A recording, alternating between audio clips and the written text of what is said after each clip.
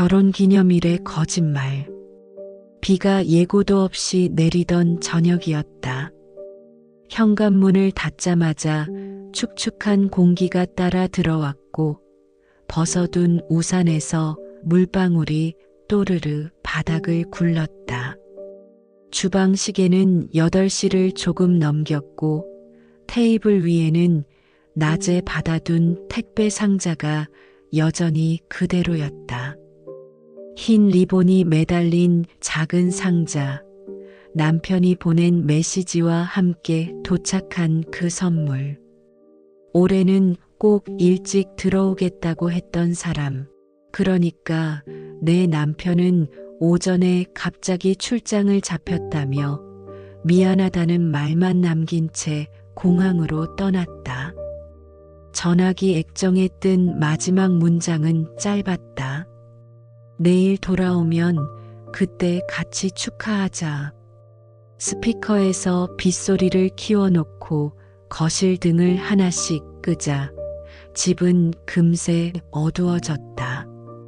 침실로 들어와 커튼을 반쯤 걷고 바라보는 창밖의 불빛들이 물에 젖은 도로 위에서 길게 늘어졌다.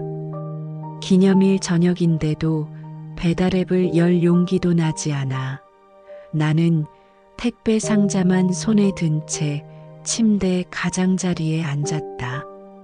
리본을 풀기 전 손끝이 한 번 더 망설였다. 상자를 열면 무엇이든 확정되는 느낌이 들었기 때문이다. 남편의 마음과 나의 마음, 그리고 오늘이라는 날짜. 결국 리본은 풀어졌고 티슈 속에서 작은 벨벳 케이스가 모습을 드러냈다. 똑딱하고 열리는 소리와 함께 반지가 보였다. 우리가 처음 만났던 해여름, 오래전 약속을 떠올리게 만드는 얇은 링. 안쪽에는 짧은 문장이 새겨져 있었다. 우리 다시 시작하자. 그 문장을 읽는 순간 오래전 마른 잎처럼 바스러졌던 기억들이 살아나며 마음속 어딘가가 기척을 냈다. 나는 반지를 꺼내 오른손 검지에 잠깐 끼워봤다가 다시 빼어 케이스에 넣었다. 왼손 약지는 텅 비어 있었고 그 빈자리엔 지난 몇 달간의 공백이 정확히 들어맞았다. 남편이 늘 바빠졌던 시기, 말수가 줄고 눈빛이 건너편 벽을 보는 듯 흔들리던 밤들, 대화 대신 일정표만 공유하던 시간들. 그 빈틈 사이로 한 사람이 스며들었다. 그 사람은 처음부터 조심스러웠다. 회사 로비에서 몇 번 마주친 끝에 용기를 냈다는 듯 지극히 공적인 말투로 시작해 언제나 퇴근 무렵이면 사적인 온도를 띄었다. 내 메신저 창은 그의 문장으로 점점 따뜻해졌고 나는 그 온도에 손을 녹였다. 오늘 낮 그로부터 메시지가 왔다. 오늘은 비가 오네요. 혼자 계시죠? 혹시 잠깐이라도 괜찮을까요? 마지막 문장 끝엔 마침표가 아니라 공백이 있었다. 그 공백을 내가 채우면 되는 것이었다. 답장을 하려다 멈춘 건 3번이었다. 그럴 때마다 남편의 반지가 떠올랐고 남편의 목소리도 떠올랐다. 오늘 저녁만 지나면 다시 예전처럼 하자. 하지만 예전은 어디까지가 예전이었을까? 나는 휴대폰을 엎어둔 채 한동안 움직이지 못했다. 방안 공기가 잠깐 식을 때마다 스탠드 불빛이 더 노랗게 보였다. 내 숨소리가 천천히 길어지고 목 뒤가 서늘해지는 기분이 들었다. 오늘이라는 날짜는 분명 의미가 있었지만 동시에 핑계가 될 수도 있었다. 기념일에 혼자라는 사실, 그 사실이 나를 무너뜨리는데 얼마나 간단한지 나는 이미 알고 있었다. 알림음이 울렸다. 창밖에 빗줄기가 더 굵어졌고 메시지는 짧았다.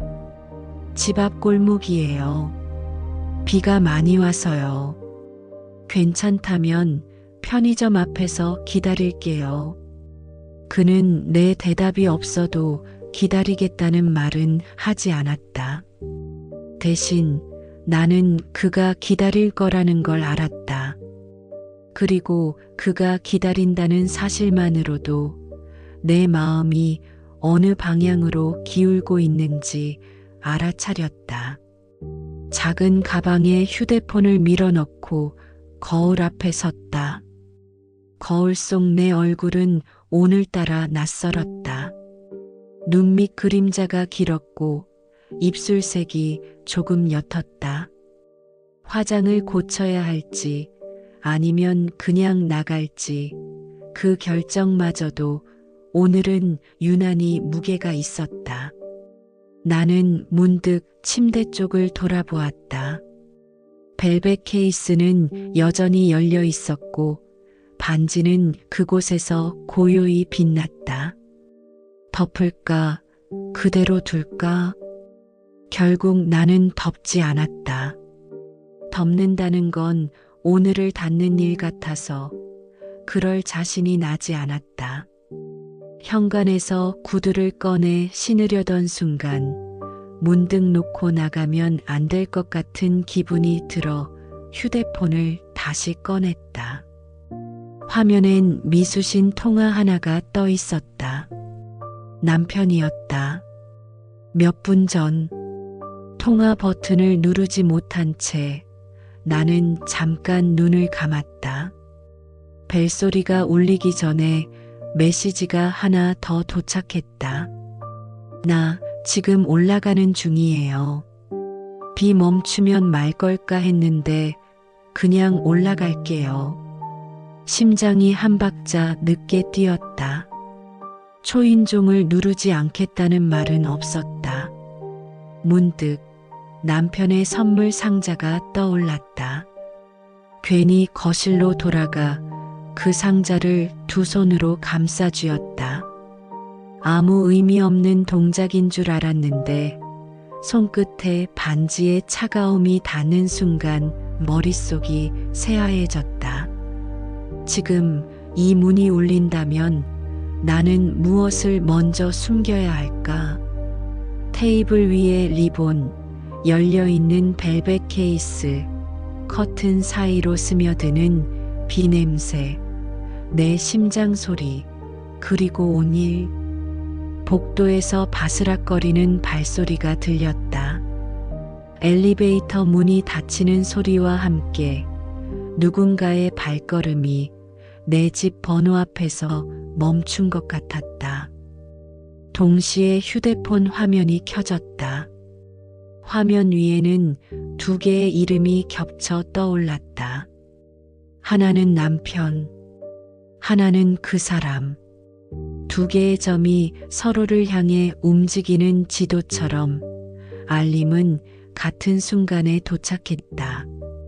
나는 숨을 들이마시며 현관문 쪽을 바라보았다. 초인종 불빛이 아주 잠깐 깜빡였다가 꺼졌다. 그리고 똑 하고 문 위쪽에서 무언가가 떨어지는 소리가 났다. 누군가는 벨을 누르려다 멈춘 모양이었다. 다시 정적. 전화기 화면이 꺼졌다. 몇 초 후 메시지 한 줄이 도착했다. 열지 말아요. 내가 먼저 말 걸게요. 곧 알게 될 거예요. 누구의 메시지인지 확인하지 못한 채 나는 현관으로 한 걸음 내디뎠다. 문틈 아래로 미세한 그림자가 움직였다가 사라졌다. 그 순간 머릿속에서 오래된 기억 하나가 또렷해졌다. 기념일마다 남편이 하던 말, 우리가 뭐가 됐든 오늘만은 서로에게 솔직하자던 약속. 나는 문고리에 손을 얹은 채 주방 쪽을 돌아보았다. 테이블 위의 상자는 여전히 열려 있었고 케이스 안 반지는 내게서 눈을 떼지 않는 것 같았다. 손끝이 식어갔다. 문고리를 조금 내렸다가 다시 올렸다. 단 한 번만 더 숨을 고르고 내가 누구의 이름을 먼저 부를지 결정해야 했다. 그리고 그 결정이 이 집의 내일을 바꿀 것이다. 비는 여전히 내리고 있었다. 창문을 때리는 소리가 점점 더 가까워졌다. 마치 누군가가 밖에서 유리창을 손등으로 두드리는 것처럼 나는 문을 열지 않은 채 조용히 물었다. 거기 누구예요? 대답은 없었다. 대신 현관 매트 위에 아주 작은 것이 하나 놓였다. 젖은 봉투. 누군가의 손이 문틈으로 밀어넣고 간 것처럼 봉투 모서리에는 글자가 번져 있었다. 그리고 그 글자는 내 이름이었다. 봉투의 정체. 현관 앞에서 나는 한동안 움직이지 못했다. 젖은 봉투는 빗물에 눅눅해져 있었고 모서리는 찢어질 듯 얇았다. 이름이 적힌 부분을 엄지로 문질러 보자 번져 있던 글씨가 더 흐려졌다. 결국 나는 그것을 조심스럽게 들어 올려 부엌 조명 아래로 가져갔다. 종이 속에서 금속이 부딪히는 아주 미세한 소리가 났다. 봉투를 뜯는 동안 손끝이 떨렸다. 안에는 사진 한 장과 얇은 종이 조각 하나가 들어 있었다. 사진에는 내가 있었다. 주차장, 밤, 그리고 내 어깨 너머로 낯익은 남자의 그림자가 10개 겹쳐 있었다. 누군가 멀리서 찍은 듯 흐릿했지만 그 배경과 순간을 나는 정확히 기억했다. 종이 위엔 단 한 줄이 적혀 있었다. 당신 알고 있었나요? 글씨는 낯설었고 그 문장의 주어가 누구인지도 알 수 없었다. 나는 봉투를 접어 식탁 위에 두고 그대로 주저앉았다. 머릿속이 복잡하게 엉켰다. 혹시 남편일까? 아니면 그 사람? 그 어느 쪽도 쉽게 단정 지을 수 없었다. 생각은 자연스레 과거로 흘러갔다. 그 사람을 처음 만난 날, 회사 근처 커피숍에서였다. 늘 같은 자리, 같은 시간, 같은 아메리카노를 주문하는 습관이 닮았다며 농담하던 목소리. 그날따라 커피 향이 진했고 창밖의 햇살이 유난히 부드러웠다. 그의 웃음소리는 나른한 오후의 공기를 흔들었고 나는 그 흔들림이 싫지 않았다. 그때까지만 해도 단순한 호감이라 믿었다. 연락은 업무로 시작했지만 하루가 지나고 일주일이 지나자 그 문장 끝에는 감정이 스며들었다. 오늘은 퇴근이 늦네요. 요즘 집은 좀 괜찮아요? 그런 일상적인 문장이 이상하게도 따뜻했다. 남편에게선 오래전에 사라진 말투였다. 우리는 어느새 서로의 시간을 조금씩 빌려 쓰기 시작했다. 점심 대신 커피, 퇴근길 대신 문자, 주말 대신 1시간의 통화. 그 사소한 빈틈들이 쌓여서 결국 금이 되었다. 나는 주방 불을 끄고 거실로 나와 커튼을 젖혔다. 바깥은 여전히 비가 내렸고 골목길 가로등 아래엔 사람 그림자가 하나 서 있었다. 우산을 들고 있었지만 움직이지 않았다. 창문을 닫으려다 손이 멈췄다. 그 그림자의 어깨선이 너무 익숙했기 때문이다. 휴대폰을 들어 조심스레 화면을 켰다. 메시지는 없었다. 그럼에도 불구하고 나는 확신했다. 그가 돌아온 것이다. 아니면 떠나지 않았던 건지도 모른다. 문득 식탁 위 봉투가 눈에 들어왔다. 다시 열어본 종이 뒷면에는 희미하게 뭔가가 더 적혀 있었다. 비에 번져 알아보기 어려웠지만 가까이 대고 보니 남편의 필체였다. 이 사진 나도 받았어. 순간 숨이 막혔다. 사진을 찍은 사람이 둘일 수도, 받은 사람이 둘일 수도 있었다. 남편이 알고 있었다면 그는 지금 어디에 있을까? 혹은 일부러 모른 척하고 있었던 걸까? 휴대폰이 진동했다. 알림창엔 그의 이름이 떴다. 미안해요. 집 앞에서 그냥 비 좀 피하고 있었어요. 그 문장을 읽는 동안 손끝이 서늘해졌다. 나는 대답을 하지 않았다. 단지 화면 위에 손가락을 올려놓은 채로 숨을 길게 내쉬었다. 남편이 이 사진을 봤다는 건 이제 모든 게 끝났다는 뜻일지도 모른다. 하지만 이상하게도 두려움보다는 다른 감정이 스쳤다. 안도감이었다. 이제 숨길 필요가 없다는 안도감. 비가 잠시 약해졌다. 현관 쪽에서 또 발소리가 들렸다. 이번엔 확실히 두 사람의 걸음이었다. 문고리 아래쪽이 살짝 흔들렸고 누군가 문틈을 가볍게 두드렸다.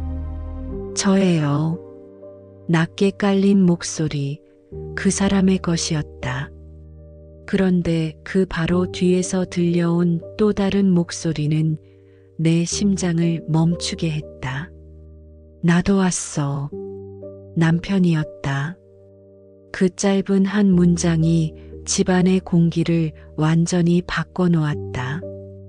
두 사람의 발소리가 겹쳤고 나는 현관으로 향하는 동안 머릿속이 하얗게 비어갔다.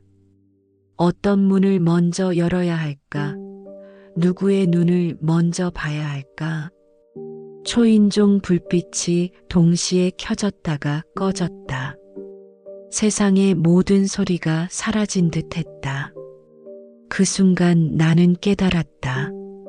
오늘 밤 결혼기념일의 진짜 의미는 축하가 아니라 폭로일지도 모른다는 것을.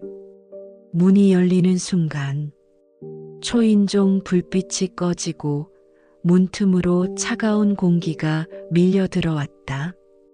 나는 본능적으로 뒤로 물러섰다. 손끝이 떨렸고 발끝이 얼었다. 그리고 문이 열렸다. 그 사람의 얼굴이 먼저 보였다.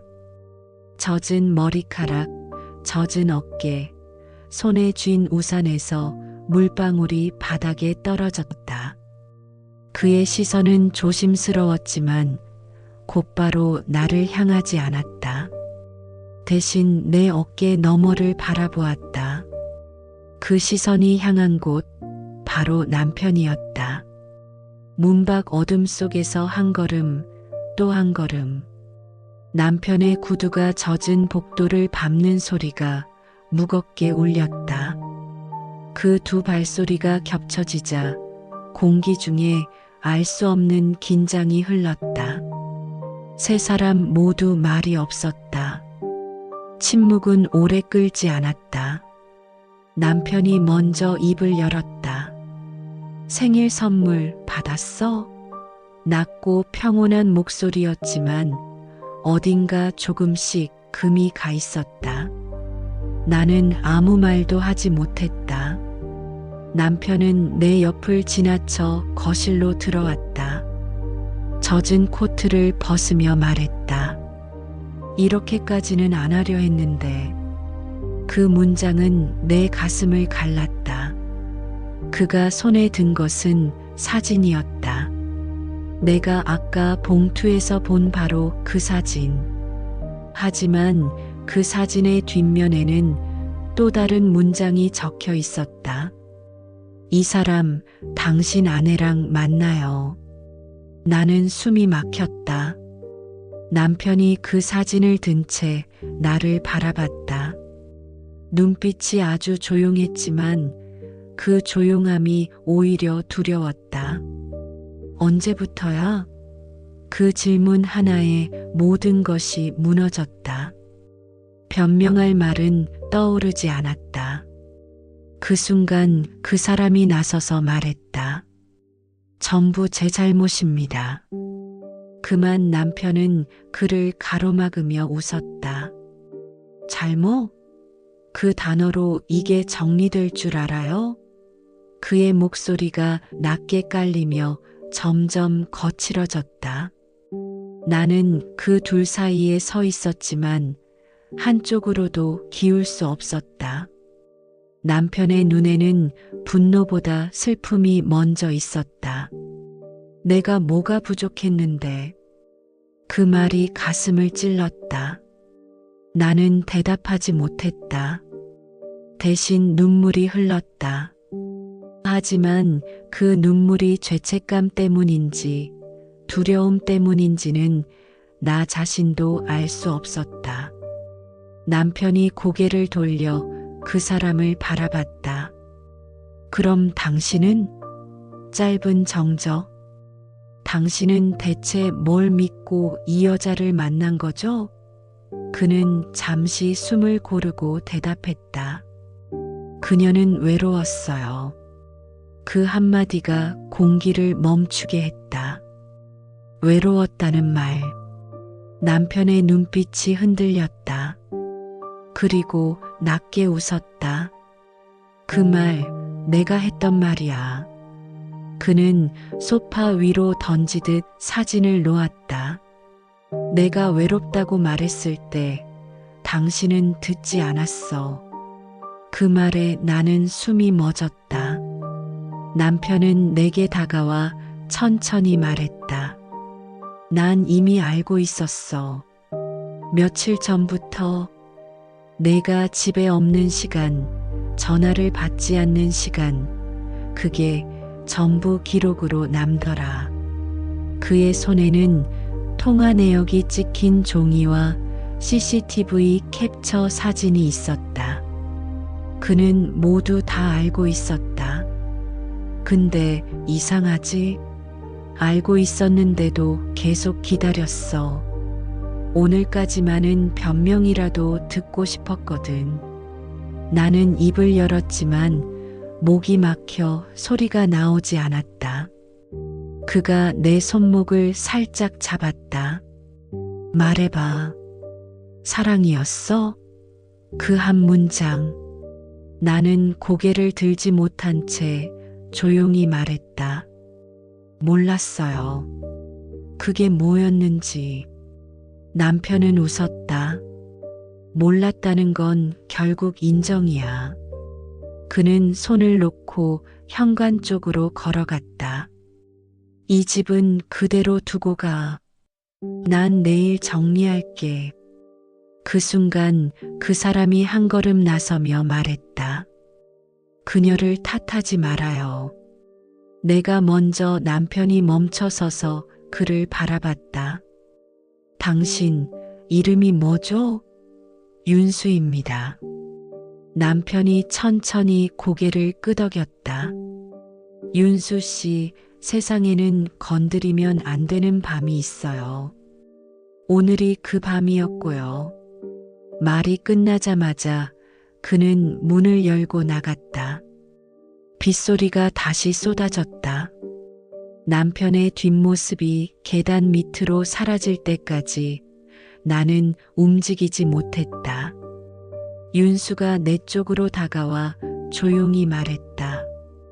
죄송해요. 이런 결말은 아니었는데. 나는 천천히 그를 바라봤다. 결말은 아직 몰라요. 그 말은 내 의지로 나온 게 아니었다. 내 안 어딘가 더 깊은 곳에서 나온 소리였다. 윤수가 잠시 나를 바라보다가 고개를 숙였다. 이제 그만하죠. 오늘은 그는 말을 잇지 못했다. 현관문이 닫히자 빗소리가 더 커졌다. 나는 천천히 식탁으로 돌아가 사진을 집어들었다.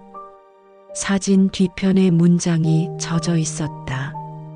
글씨가 조금 번졌지만 또렷하게 보였다. 끝내지 않으면 내가 끝낼게. 그것은 남편의 필체였다. 그리고 그 아래에는 날짜가 적혀 있었다. 내일이었다. 눈을 떴을 때 창밖은 아직 어둑했다.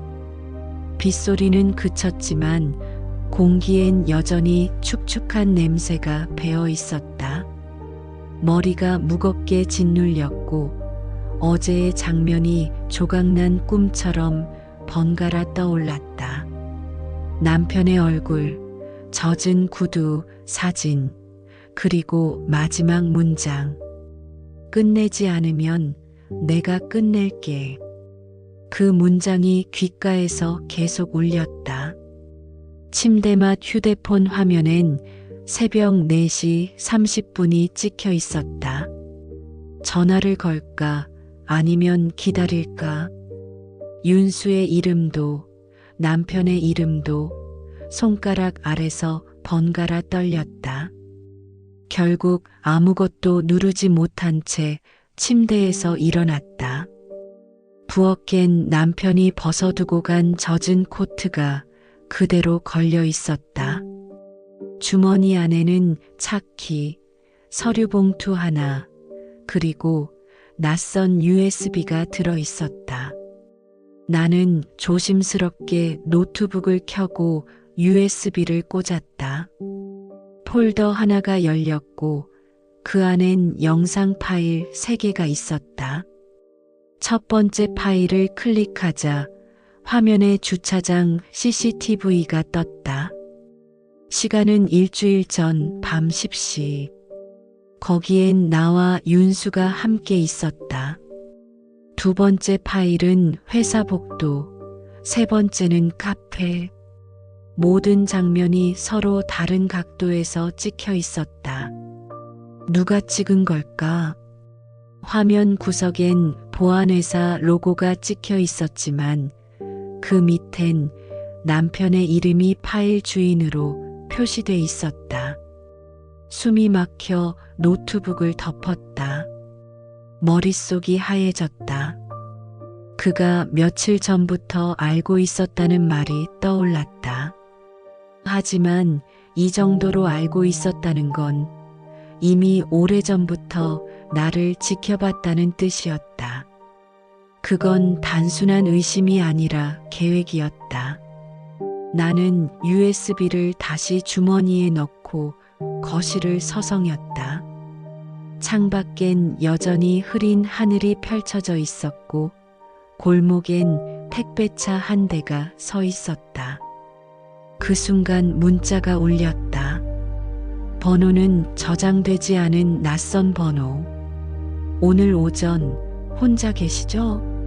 짧은 문장이었지만 심장이 쿵 내려앉았다. 발신자는 남편이 아니었다. 윤수일까? 하지만 어조가 달랐다. 조용히 기다리세요. 그 사람은 곧 돌아옵니다. 이번엔 두 번째 문자. 그 순간 초인종이 울렸다. 2번, 짧게. 나는 몸이 굳었다. 창문 틈으로 내려다보니 검은 우산을 쓴 남자가 서 있었다. 우산이 살짝 젖혀질 때 잠깐 드러난 턱선, 윤수였다. 현관으로 걸어가 문을 열었다. 그는 어제보다 훨씬 초췌했다. 괜찮아요? 내가 묻자 그는 잠시 숨을 고르고 말했다. 남편분, 오늘 아침에 회사를 안 나왔어요. 나는 말없이 그를 바라봤다. 아침부터 연락이 안 된다네요. 혹시 무슨 일 있었어요? 나는 대답하지 못했다. 대신 손에 든 USB를 내밀었다. 이거 그 사람이 남겨두고 갔어요. 윤수가 그것을 받아들고 노트북에 꽂았다. 화면 속 영상들을 본 그는 얼굴이 굳었다. 이거 누가 당신을 미행한 거예요? 그가 찍은 거예요. 나는 낮게 말했다. 그럼 당신 남편이 우리를? 그는 말을 끝내지 못했다. 나는 고개를 끄덕였다. 윤수는 잠시 침묵하더니 낮게 속삭였다.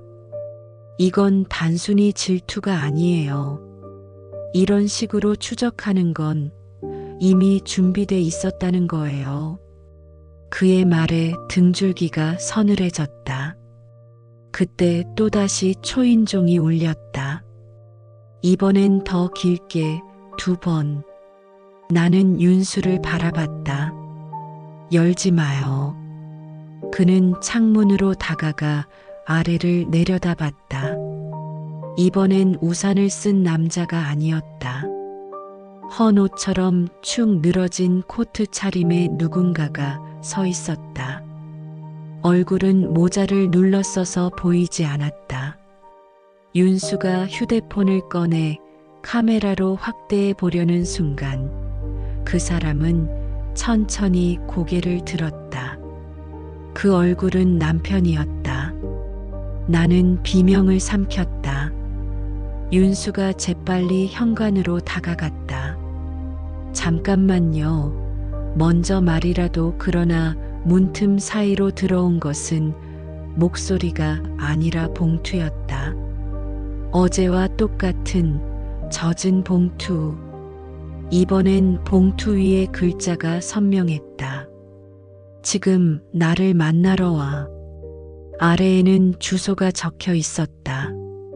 공원 이름이었다. 윤수가 나를 바라봤다. 이건 함정일 수도 있어요. 나는 떨리는 목소리로 대답했다. 그래도 가야 해요. 왜요? 그가 나를 지켜본 시간보다 내가 모른 척한 시간이 더 길었으니까. 윤수는 결국 고개를 끄덕였다. 그럼 같이 가요.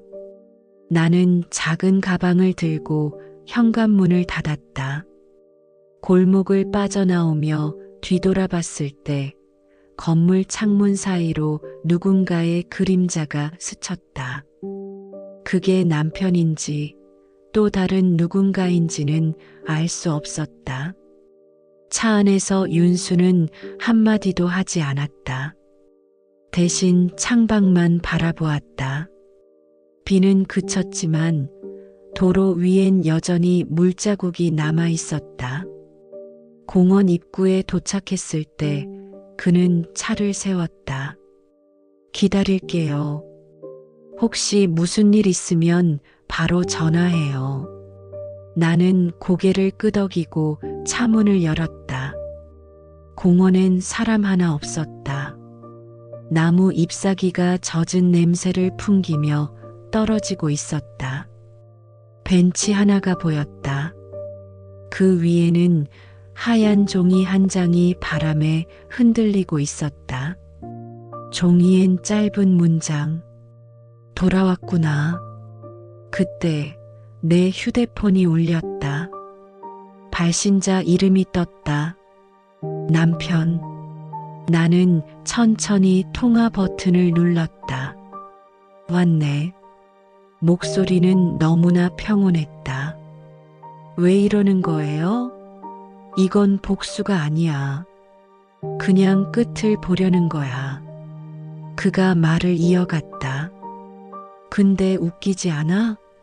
당신을 따라다니던 그 남자 윤수 말이야. 그의 목소리가 낮게 가라앉았다. 그 사람 나보다 먼저 당신을 감시했어. 그 말에 손끝이 굳었다. 무슨 뜻이에요? USB에 있던 영상 처음부터 내게 온 게 아니었어. 통화음 뒤로 바람 소리가 스쳤다.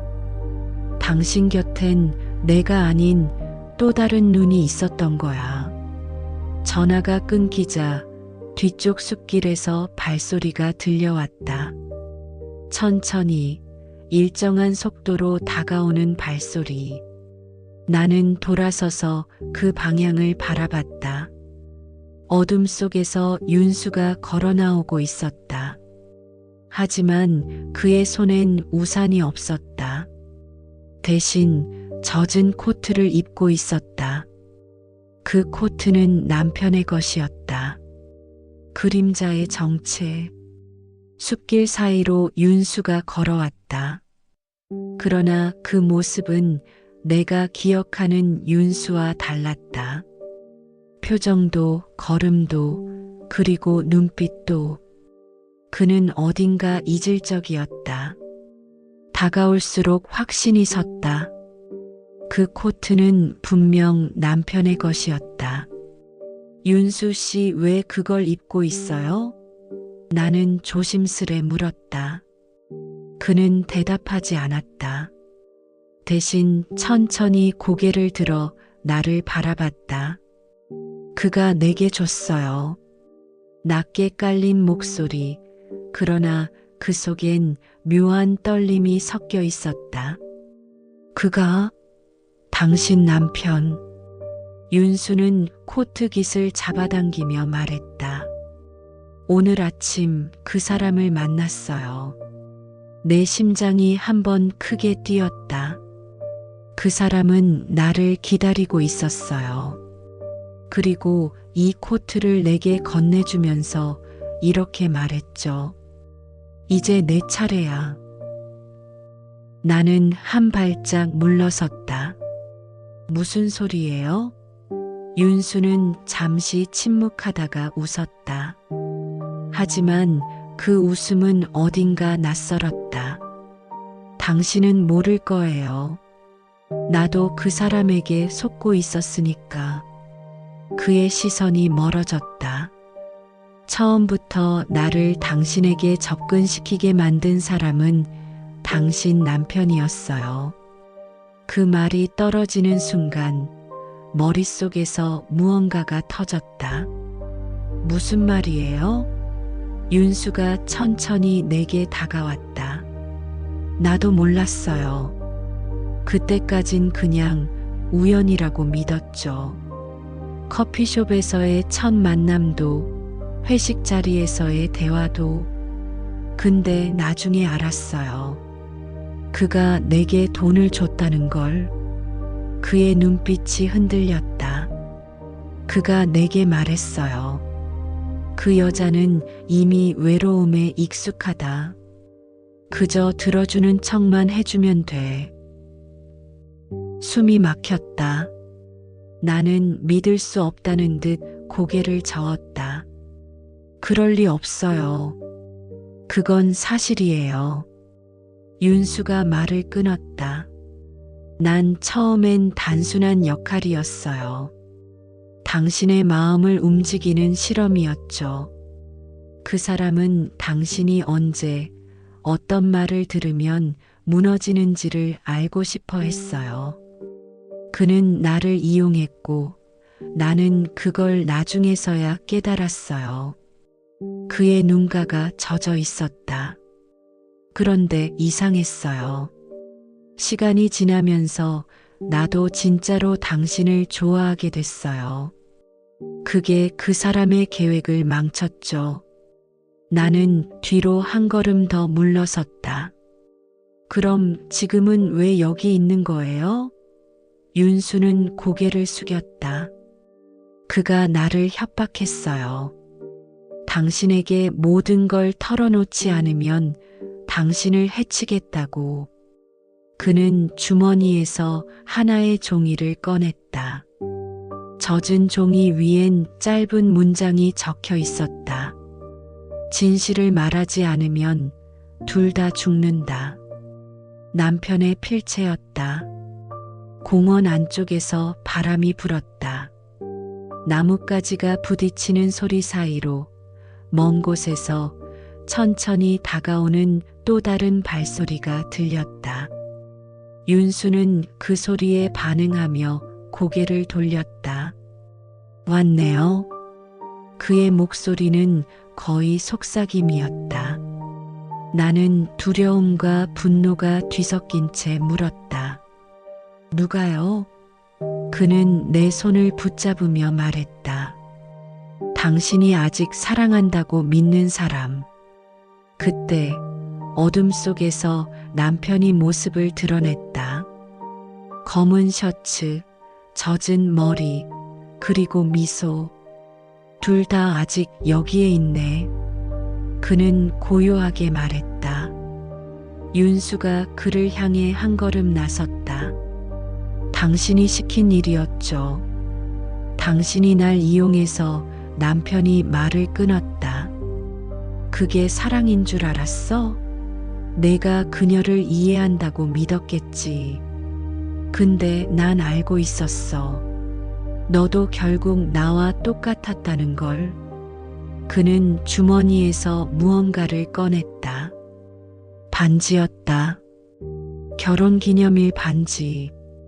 이게 내 손에 들어가면 진짜 끝이야. 윤수가 한 걸음 다가가려 하자 남편이 반지를 던졌다. 반지는 젖은 잎사귀 사이로 떨어졌다. 그 순간 공기 속 긴장이 폭발했다. 윤수가 달려들었고 남편이 그를 밀쳤다. 나는 비명을 삼킨 채 두 사람 사이에 끼어들었다. 그러나 몸이 휘청이며 젖은 흙바닥으로 넘어졌다. 시야가 흔들리는 사이 번쩍이는 금속빛이 스쳤다. 그리고 짧은 비명. 잠시 후 모든 소리가 멈췄다. 바람도, 빗방울도, 심장 소리도.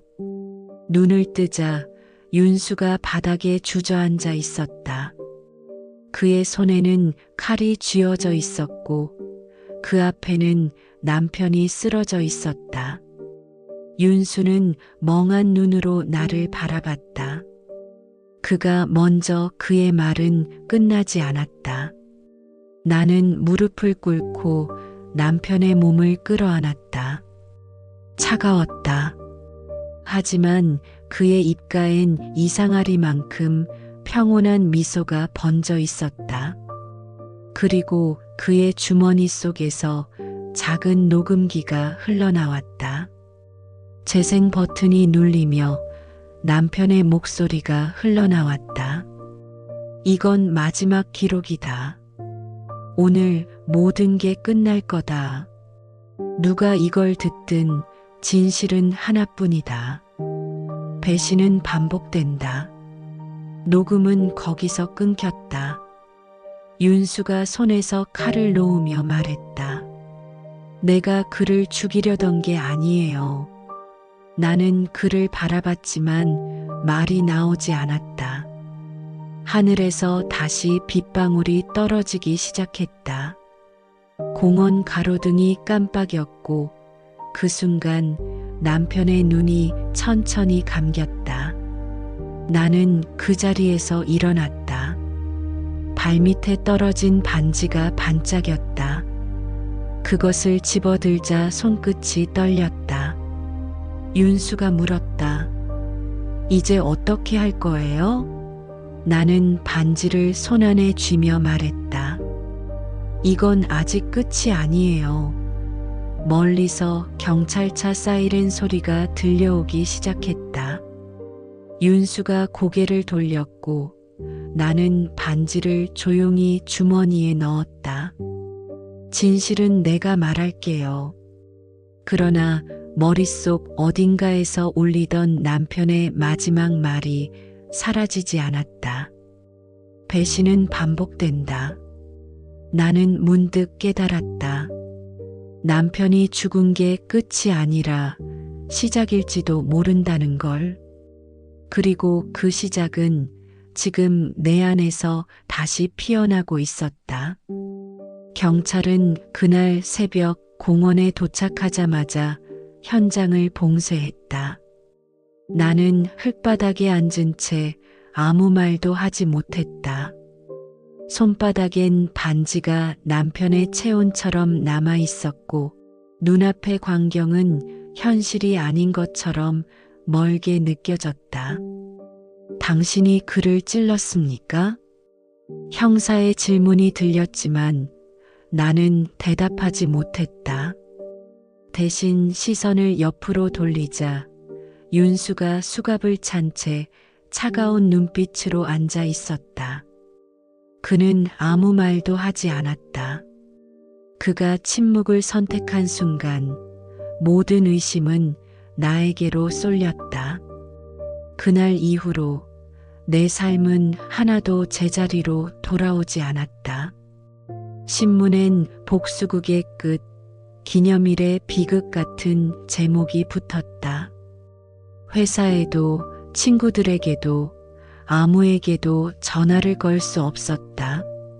나는 세상에서 완전히 고립된 채 남편이 남긴 유품만 바라보고 있었다.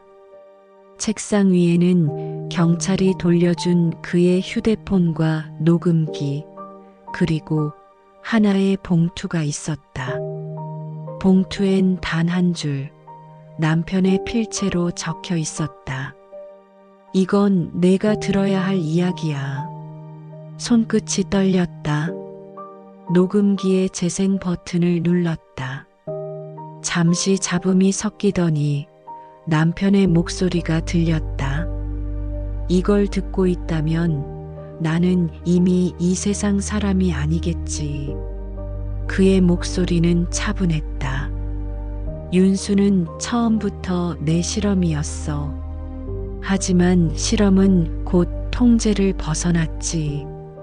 그가 진짜로 널 사랑했거든. 숨이 멎었다.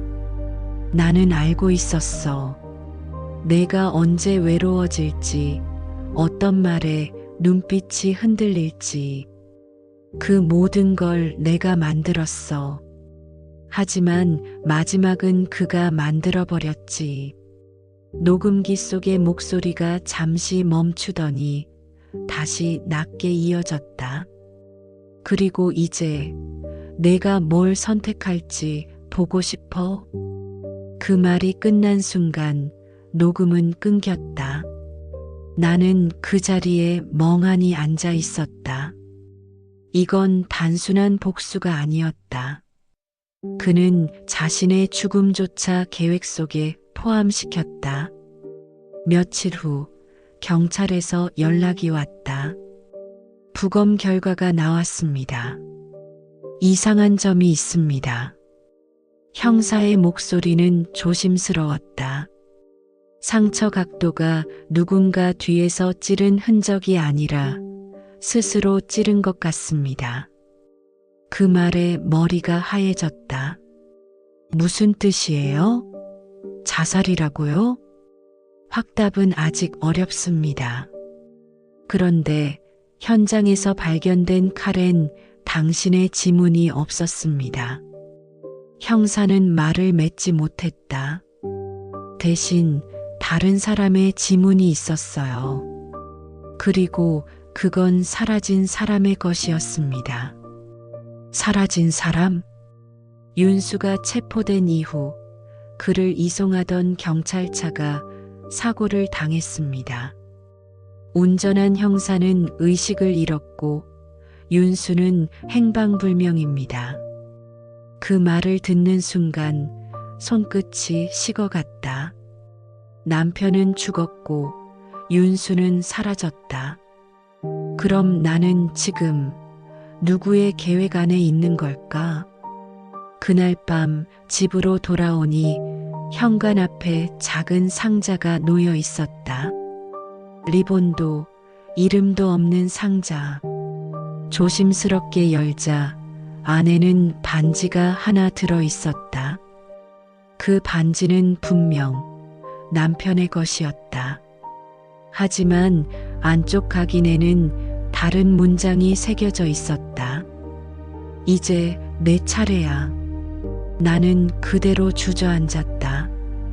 어둠 속에서 녹음기 스피커가 갑자기 켜졌다. 남편의 목소리가 다시 흘러나왔다. 끝났다고 생각했지? 아니, 이건 시작이야. 그리고 화면이 꺼졌다. 방 안엔 아무 소리도 없었다. 그런데 분명히 들렸다. 현관 저편 문틈 너머에서 누군가의 숨소리가. 나는 천천히 고개를 들었다. 그리고 속삭였다. 윤수 거기 있지? 며칠째 비가 오지 않았다. 여름이 끝나가고 있었고 그가 떠난 뒤 집안엔 기묘한 정적이 흘렀다. 남편의 흔적은 모두 치워졌다. 하지만 침대맡, 탁자 위, 그가 쓰던 머그컵의 자국이 아직도 남아 있었다. 그 자국이 마치 나를 비웃는 것 같았다. 윤수를 다시 만난 건 생각보다 빨랐다. 경찰의 연락 이후 며칠 뒤 도서관 근처 카페에서였다. 창가 자리에 앉은 그는 평소처럼 단정했지만 눈빛이 달라져 있었다. 그 눈빛엔 두려움 대신 어떤 결심이 담겨 있었다. 이제 괜찮아요? 그의 목소리는 낮고 조심스러웠다. 나는 잠시 머뭇거리다가 물었다. 그때 왜 도망쳤어요? 그는 한참을 말이 없었다. 살아남으려면 도망칠 수밖에 없었어요. 그 대답이 이상하게 설득력 있게 들렸다. 우린 그날 저녁까지 아무 말도 없이 자리를 지켰다. 시간이 흐르면서 어색함이 희미해지고 그 빈자리를 묘한 익숙함이 메웠다. 나는 알았다. 이건 다시 시작하면 안 되는 감정이었다. 하지만 손끝이 먼저 움직였다. 컵을 쥐던 그의 손등에 닿았을 때 전기처럼 짧은 떨림이 스쳤다. 그는 손을 거두지 않았다. 대신 내 손을 덮으며 아주 천천히 말했다. 당신이 날 믿지 않아도 돼요. 그래도 이렇게라도 곁에 있고 싶어요. 그 말 한마디에 모든 죄책감이 다시 흔들렸다. 집으로 돌아가는 길, 내 머릿속엔 온통 그 사람의 손끝만 남았다. 불륜이란 단어는 언제나 잔인했지만 이상하게도 그 잔인함이 나를 위로했다. 누군가의 아내, 누군가의 죄인, 그리고 이제는 그저 누군가의 여자로 남고 싶었다. 그날 밤 전화를 걸었다. 나 그냥 보고 싶었어요. 잠시 정적이 흘렀고 그가 낮게 말했다. 지금 갈게요. 시계는 11시를 조금 넘기고 있었다. 문이 열리고 그는 조용히 들어왔다. 서로 아무 말도 하지 않았다. 대신 공기가 먼저 말하고 있었다. 머리카락 사이로 스치는 숨결, 떨어지는 시선, 가까워지는 거리. 그 순간 나는 깨달았다. 이건 위로가 아니라 벌이었다. 우리가 서로에게 남긴 모든 상처의 연장선. 시간이 흐를수록 마음은 무뎌지고 그의 손끝이 닿을수록 심장은 더 아파왔다. 불륜은 결국 사랑이 아니었다. 그건 단지 외로움의 다른 이름이었다.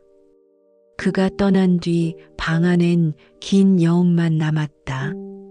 창문 너머로 바람이 불었고 커튼이 흔들릴 때마다 남편의 그림자가 스치는 것 같았다. 그 순간 알았다. 아직도 누군가 우리를 지켜보고 있다는 걸. 하루가 일주일처럼 길었다. 윤수가 사라진 뒤부터 나는 매일 같은 시간에 깨어났다.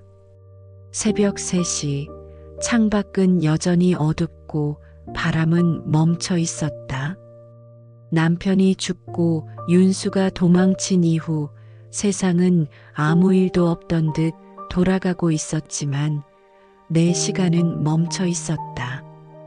거실 벽에는 그날의 뉴스 화면이 얼어붙은 채 정지되어 있었다. 결혼기념일 살인사건, 불륜의 끝은 어디인가. 진행자는 차분했지만 그 목소리가 내 이름을 말할 때마다 심장이 멈췄다. 경찰은 사건을 종결했다. 남편은 사망, 윤수는 실종, 나는 참고인. 그렇게 기록에는 점 하나로 남았지만 내 안에는 아무것도 끝나지 않았다. 그날 밤 현관 앞에 또 다른 봉투가 있었다. 이전처럼 젖어 있지도 않았고 깨끗했다. 봉투 안에는 짧은 쪽지 한 장. 그의 장례식에 가지 않았지? 나는 손끝이 굳었다. 장례식? 아무도 나에게 그런 자리가 있다고 알려주지 않았다. 경찰은 시신을 인계했다고 했고 가족은 이미 절차를 마쳤다고 했다. 그런데 봉투엔 날짜와 장소가 적혀 있었다. 오늘이었다. 낮은 호기심과 두려움이 동시에 밀려왔다. 그렇게 나는 검은 옷을 꺼내 입고 밖으로 나섰다. 교회는 낡은 벽돌 건물이었다. 사람은 거의 없었다. 장례는 이미 끝난 듯 향 냄새만 남아 있었다. 나는 조심스레 안으로 들어갔다. 제단 앞에는 작은 유골함이 있었다. 이름표엔 남편의 이름이 새겨져 있었다. 그 앞에 서자 이상하게도 아무 감정이 들지 않았다. 오히려 누군가의 시선이 느껴졌다. 뒤를 돌아봤지만 아무도 없었다. 그때 내 휴대폰이 진동했다. 번호는 저장되지 않은 번호. 메시지는 단 한 줄이었다. 뒤를 봐. 나는 천천히 고개를 돌렸다. 제단 뒤쪽 창문 너머로 그림자가 스쳤다. 남편의 실루엣과 너무 닮아 있었다. 나는 급히 밖으로 나갔다. 하지만 복도엔 아무도 없었다. 발자국 소리만 공허하게 울렸다. 숨을 고르며 계단을 내려가던 순간 또 다른 진동이 울렸다. 이번엔 영상 메시지였다. 화면 속엔 내가 있었다. 오늘 아침 집에서 옷을 입고 나오는 장면. 분명 창문을 닫고 나왔는데 누군가 그걸 찍고 있었다. 화면 끝에는 남편의 목소리가 들렸다. 너는 여전히 거짓말을 못하네. 나는 휴대폰을 떨어뜨렸다. 머릿속이 하얘졌다. 그가 살아있는 걸까? 아니면 누군가가 그를 흉내내고 있는 걸까? 건물 밖으로 나와 골목 끝까지 달렸다. 그러나 골목 끝에서 누군가의 그림자가 서 있었다. 그는 우산을 쓰고 있었고 고개를 숙인 채 나를 바라봤다. 익숙했다. 윤수였다. 그는 천천히 우산을 접으며 다가왔다. 당신 여전히 나를 믿지 못하죠. 목소리는 피곤했지만 선명했다. 왜 나타났어요? 그가 원했어요. 나는 숨을 삼켰다. 그가? 당신 남편. 그는 죽은 게 아니에요. 그 말에 세상이 멈춘 것 같았다.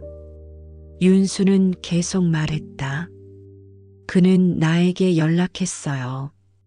죽기 전날 모든 걸 끝내려면 내가 다시 그녀를 찾아가야 한다. 그렇게 말했죠. 나는 고개를 저었다. 말도 안 돼요. 그건 조작이에요.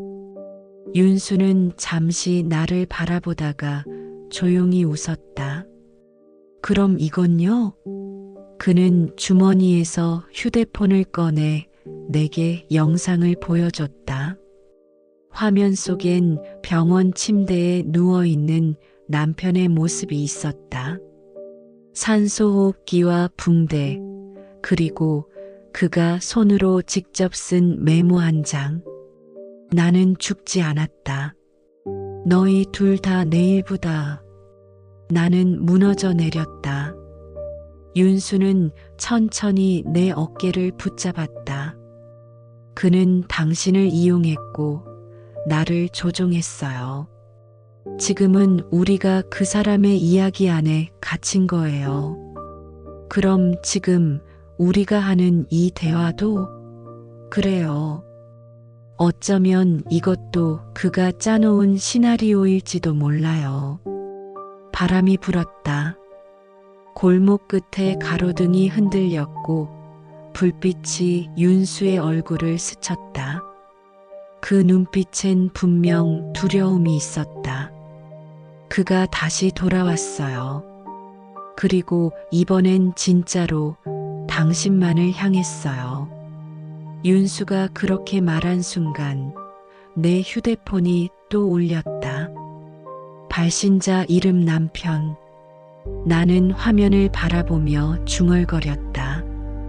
그는 대체 언제 끝낼 생각일까? 윤수가 내 손에서 휴대폰을 빼앗으며 말했다. 이건 답하지 마요. 이건 초대장이에요. 그러나 화면이 자동으로 켜졌다. 남편의 목소리가 들렸다. 다시 만날 시간이야. 통화가 끊기고 문자 하나가 도착했다. 내가 묻던 질문, 이제 내가 대답할 차례야. 그 아래엔 한 줄 주소. 우리가 처음 만난 곳. 나는 윤수를 바라봤다. 가야겠죠. 그는 천천히 고개를 끄덕였다. 가면 다시는 돌아올 수 없을 거예요. 그건 이미 알고 있어요. 두 사람은 아무 말 없이 걸었다. 밤 공기가 차갑게 스며들었고 발자국 소리만 도로 위에 울렸다. 그리고 멀리서 교회 종소리가 울렸다. 그건 마치 누군가의 마지막 경고처럼 들렸다. 그를 다시 본 건 참 어이없게도 아무 일도 없던 평일 오후였다. 회사 근처 커피를 사러 나갔다가 골목 모퉁이에서 마주쳤다. 서로의 눈이 마주치는 순간 아무 말도 없었지만 모든 말이 다 들리는 기분이었다. 잘 지냈어요? 그 한마디가 그렇게 낯설게 들릴 줄 몰랐다. 그는 여전히 그때의 표정으로 서 있었다. 웃는 것도 아닌데 미소처럼 보이는 그 표정. 그 표정 하나가 내 안의 방심을 무너뜨렸다. 우린 그날 아무런 약속도 없이 같은 방향으로 걸었다. 처음엔 길거리였고 다음엔 카페였고 결국엔 우리가 늘 가던 그 낡은 모텔 골목 앞에 멈춰섰다. 그는 나를 보며 말했다. 오늘은 그냥 얘기만 해요. 그 말이 더 위험했다. 방 안엔 오래된 향 냄새가 남아 있었다. 창문 틈으로 들어오는 바람에 커튼이 살짝 흔들렸다. 그는 내 맞은편에 앉아 커피를 한 모금 마시더니 낮게 웃었다. 우리 참 이상하죠. 끝내자고 해놓고 자꾸 돌고 돌아요. 나는 아무 말도 하지 않았다. 대신 테이블에 손을 얹었는데 그가 그 손 위에 살짝 손을 포겠다. 그 짧은 접촉 하나에 심장이 요동쳤다. 이러면 안 되는 거 알죠? 알아요. 그는 잠시 숨을 고르고 나직하게 말했다. 근데 그게 잘 안 돼요. 그 말이 내 귓속에 오래 남았다. 우린 결국 서로의 시선을 피하지 못했다. 누군가 문을 열면 안 되는 걸 알면서도 둘 다 문 쪽으로 먼저 걸어갔다. 그 순간 문 손잡이보다 뜨거운 건 서로의 시선이었다. 시간이 흘러 밤이 깊어졌다. 그가 담배를 피워 물고 창가에 섰다. 남편은 잘 지내요? 이제 그 얘긴 하지 말아요. 그래요. 나도 이제 당신 얘길 못하겠더라고요. 왜요? 이젠 진짜로 내 인생이 망가질까봐. 그의 목소리가 조금 떨렸다. 그 한마디에 이상하게도 안심이 됐다. 같이 망가져 본 사람만이 알 수 있는 묘한 평온함. 그건 사랑도 아니고 욕망도 아니었다. 그저 서로를 통해 현실에서 도망치고 있는 불행한 두 사람의 숨통 같은 거였다. 그날 이후 우린 다시 매일 연락을 주고받았다. 이건 시작이 아니라 습관이었다. 그 사람도 나도 서로가 없는 세상을 견딜 자신이 없었다. 그리고 나는 알았다. 이게 마지막이 될 거라는 걸. 그가 내 손을 잡고 말하던 그 목소리. 다음엔 진짜로 끝내요. 그 약속이 진짜가 될 리 없다는 걸. 그날 이후로 우린 다시 만나지 않았다. 약속을 지킨 건 처음이었다. 핸드폰을 바꿨고 번호도 지웠다.